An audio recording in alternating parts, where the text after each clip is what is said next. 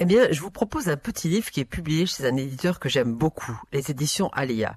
Il s'appelle Kosher Humor et son auteur est H.R. Rabinovitch. Alors, on ne sait pas grand-chose de l'auteur, sinon qu'il est né en Pologne en 1893, qu'il a émigré aux États-Unis en 1904, qu'il a été rabbin pendant 34 ans à Sioux City dans l'Iowa, qu'en 1960 il s'est installé à Jérusalem où il est mort dans les années 1980, on ne sait pas exactement quand.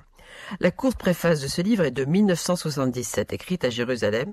Il explique pourquoi il a toujours aimé, dès son enfance, écouter les anecdotes des invités de ses parents et les garder en mémoire. Ensuite, il s'explique sur son titre. Le choix du titre Kosher Humor est judicieux. Le mot kosher apparaît une fois seulement dans la Bible, mais est fréquemment mentionné dans le Talmud. Dans son acception biblique, il signifie correct, convenable, comme dans le livre d'Esther. Il est utilisé ici dans ce sens. Toutes les histoires rapportées sont correctes, propres, sans aucune allusion à quelque chose de vulgaire. Elles conviennent aux grands-parents comme aux petits-enfants. Elles sont également kosher dans le sens où ce sont d'authentiques histoires juives.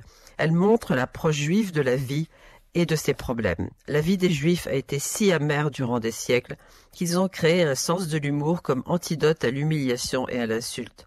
S'ils n'avaient eu la possibilité d'en rire, ils auraient succombé à la mélancolie et à la folie. Alors, il y a un classement thématique en 14 sections, je vous en cite quelques-unes: humour du rabbin, humour juif américain, humour israélien, humour des enfants, etc.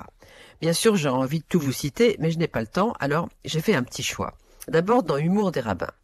On a demandé au rabbi Abraham Kook, le premier grand rabbin de Palestine, s'il croyait que les 10 tribus pouvaient encore exister. « Je ne le pense pas », a-t-il répondu. « S'ils étaient vivants, les collecteurs de fonds les auraient déjà trouvés. » Dans Humour juif américain, un homme entre dans une librairie à New York et demande une série de volumes du Talmud. « Désolé, je ne l'ai pas en stock, dit le libraire. Mais je peux vous le commander, vous l'aurez dans 2 mois.